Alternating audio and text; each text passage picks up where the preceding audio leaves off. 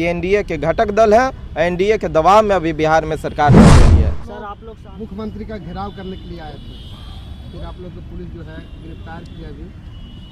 क्या कहेंगे? देखिए, ये नई बात नहीं है कि जब भी उचित और न्याय संगत मांगों को लेकर के आम जनमानस सड़क पर उतरती है, जबकि ऐसे जो हमारा समाज है, खास करके माइनॉरिटी और बहुजन समाज, इनको तो सड़क पे आने की आवश्यकता ही नहीं होनी चाहिए, क्योंकि बिहार में कहे जाने वाले कि हम जो है सुशासन की सरकार चला रहे हैं नीतीश कुमार के नेतृत्व में, और भाजपा एनडीए के घटक दल होने के नाते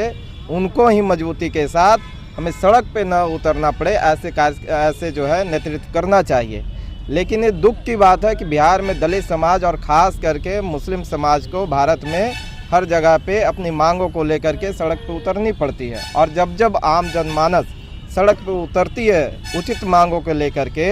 तो उन्हें जो है हमेशा अरेस्ट किया जाता है, लाठीचार्ज किया जाता है, उनका शोषण करने का काम किया जाता है प्रशासन को आगे करके सरकार के द्वारा। तो आज भी हम लोग जो सड़क पे उतरे उसका मुख्य उद्देश्य ये था कि भारत सरकार के द्वारा वक्फ बिल संशोधन लाया गया और उसे जो है लोकसभा के माध्यम से एक दिन में पारित कर भी दिया गया, जबकि इस पे माननीय सुप्रीम कोर्ट का टिप्पणी भी आया, जिसको आप लोगों ने भी सुना होगा और आपके माध्यम से जो है तमाम लोगों तक वो बातें भी पहुंची है कि कैसे माननीय सुप्रीम कोर्ट ने सरकार को जो है इस पे पुनः विचार करने की और लताड़ लगाने का काम किया। हम लोगों ने भी सड़क के माध्यम से उतर करके यही आपत्ति दर्ज कराने का एक प्रयास था, और हमारे जो प्रदेश के मुखिया हैं नीतीश कुमार के समक्ष अपने जो है विरोध दर्ज कराने के लिए जाना था, लेकिन उन्होंने प्रशासन को आगे करा करके हमारे लोगों को रोक दिया गया, बलपूर्वक रोक दिया गया, और हमारे बिहार प्रदेश अध्यक्ष जौहर आज़ाद जी को और भीम आर्मी के प्रदेश अध्यक्ष अमर ज्योति के साथ साथ हम तमाम विभिन्न जिला से और प्रदेश कमेटी के लोगों को लगभग 17 से 20 लोगों को अरेस्ट किया गया, डिटेन किया गया, और अभी सुबह के अरेस्टिंग को अभी हम लोगों को जो है पीआर भरा करके छोड़ा गया है। ये दुख की बात है कि आज भी हमें जो है अपने मूलभूत अधिकारों के लिए सड़क पर उतरनी पड़ती है। हमें जो हमारी धरोहर है, जो हमारा बौद्धिस्टों का अधिकार है, उस पे आज भी गैर बौद्धिस्टों का कब्जा है। उसके लिए पिछले लगभग 67 से 68 दिनों से लोग धरना पे बैठे हुए हैं, बौद्धिस्ट धरना पे बैठे हुए हैं, उपासक धरना पे बैठे हुए हैं, देश के विभिन्न राज्यों से लोग आकर के बोधगया में धरना पे बैठे हुए हैं। देश विदेश सभी जगह से जो है इस आंदोलन को समर्थन मिल रहा है, लेकिन दुख की बात यह है कि न केंद्र सरकार के कानों पे जोर रेंग रहा है, न बिहार सरकार के कानों पे जोर रेंग रहा है। जबकि बीटी एक्ट जो है वो बिहार सरकार लेजिस्लेटिव का मामला है, बिहार सरकार जब चाहे उसमें संशोधन करके महाविहार को बौद्धिस्टों के हाथ में सौंपा जा सकता है बिहार सरकार के द्वारा, लेकिन उनकी नीयत सही नहीं है, और शायद ये नीयत जो है एनडीए के घटक दल होने के कारण नीतीश कुमार, जिनसे हम सभी की बहुत उम्मीदें था, वो भी जो है इसको पूर्ण रूप से पूर्ण करने के तरफ नज़र नहीं आ रहे हैं। तो अब जो ये संघर्ष है ये चरणबद्ध तरीके से अब पूरे जिला में, पूरे प्रदेश में चलेगा। आज हमारा एक जो है इस विरोध दर्ज करने का एक शुरुआत था जो हम लोगों ने राजधानी से किया, अब पूरे प्रदेश में चलेगा, हर जिला में चलेगा, और बोधगया में बहुत जल्द भारी संख्या में जो है बिहार के विभिन्न जिला से लोग चल करके, और क्योंकि ये बिहार का मामला है, बीटी एक्ट बिहार का मामला है, तो बिहार के लोग अब जो है जागरूक हो रहे हैं और अपने हक अधिकार को लेकर के, खास करके जो हमारी विरासत है जिसे हमें तमाम हमारे बहुजन महापुरुषों के द्वारा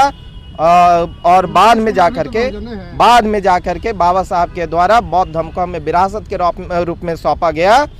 तो उस विरासत को बचाने के लिए बिहार के तमाम जिलों से लोग बोधगया में आने वाले हैं और बहुत जल्द आएंगे। नीतीश कुमार तो बहुजन ही, यही तो हम बोल रहे हैं बार बार, इसीलिए नीतीश कुमार का हम जिक्र कर रहे हैं कि सुशासन बाबू हमारे बहुजन समाज से आते हैं, इसलिए हम लोगों की बहुत उम्मीदें थी उनसे, लेकिन वो उन उम्मीदों पे खड़े नहीं उतर रहे हैं। उसका मुख्य वजह जो हमें लगता है वो तो ये है कि एनडीए के घटक दल हैं, एनडीए के दबाव में अभी बिहार में सरकार चल रही है। सर, आप लोग शांतिपूर्ण पटना में जब प्रोटेस्ट कर रहे थे, विधानसभा घेराव कर रहे थे, तो फिर आप लोग को रिटेन कैसे कर दिया सर? देखिए,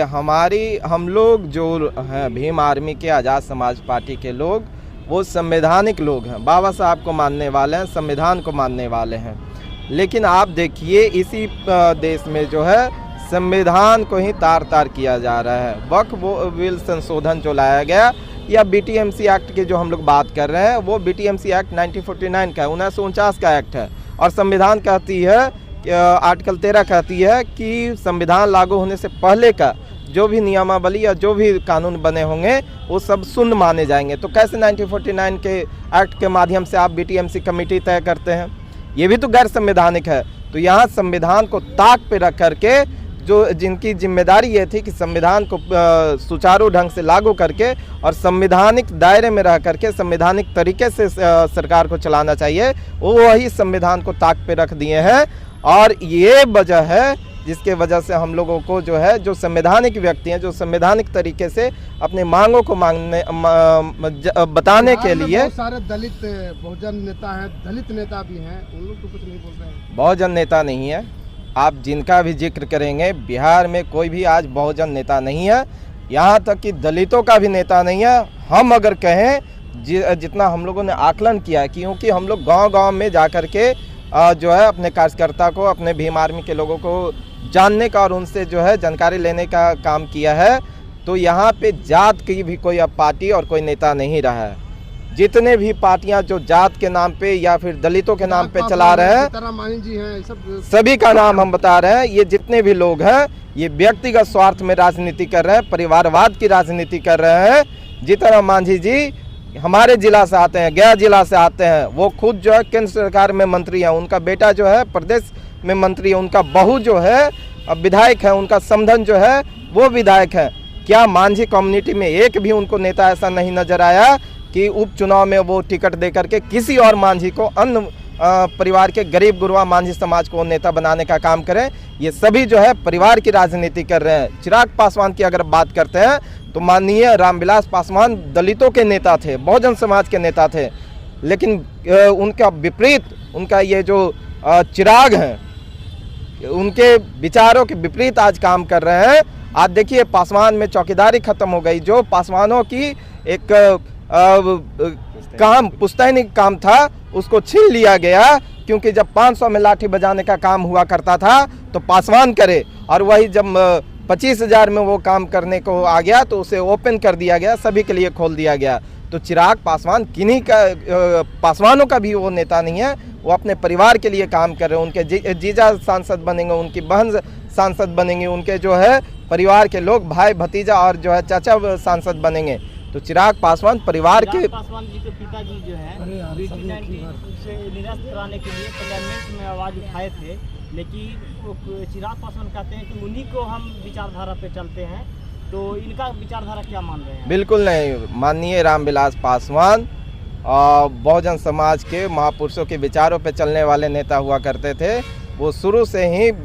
जो है राजनीति में हिंदुत्व के विचारधारा के खिलाफ थे। शुरू से ही जो है बहुजन और माइनॉरिटी के साथ खड़े होने वाले नेता थे। आप सभी को अगर ज्ञात हो तो मुस्लिम समाज से उन्होंने, जब उनको 2005 में एक अच्छा जो है जन समर्थन मिला था और अच्छे खासे तादाद में जब उनके पार्टी से विधायक जीत करके आए थे, तब उन्होंने कहा था कि अगर बिहार में आपको सरकार बनाना है, हमसे अगर समर्थन चाहते हैं तो एक मुस्लिम व्यक्ति को आपको मुख्यमंत्री बनाना होगा। बौद्धिस्टों के लिए उन्होंने बहुत लड़ाइयाँ लड़ी, और जो है रिजर्वेशन से लेकर के तमाम जो है, यहाँ तक कि महाबोधि महाविहार के लिए भी उन्होंने लोकसभा में आवाज़ उठाने का काम किया। लेकिन उनके विपरीत जो है चिराग पासवान काम कर रहे हैं। तो इनसे, ऐसे नेताओं से हम बहुजन समाज को ज़्यादा उम्मीदें नहीं हैं। जी, मेरा नाम सौरभ राज हुआ और वर्तमान में भीम आर्मी के गया जिलाध्यक्ष।